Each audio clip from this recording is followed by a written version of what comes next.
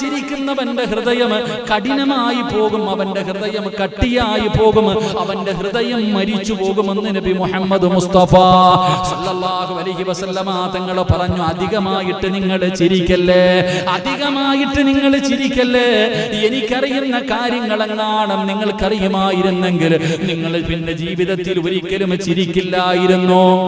അധികം അല്ലാഹുവിന്റെ റസൂൽ പറയുകയാ, എനിക്കറിയുന്ന കാര്യങ്ങൾ നിങ്ങൾക്കറിയുമായിരുന്നെങ്കിൽ. അല്ലാഹുവിന്റെ പ്രവാചകൻ സല്ലല്ലാഹു അലൈഹി വസല്ലമ തങ്ങൾ മിഅ്റാജിന്റെ രാത്രിയിൽ അല്ലാഹുവിന്റെ പ്രവാചകൻ പോയല്ലോ.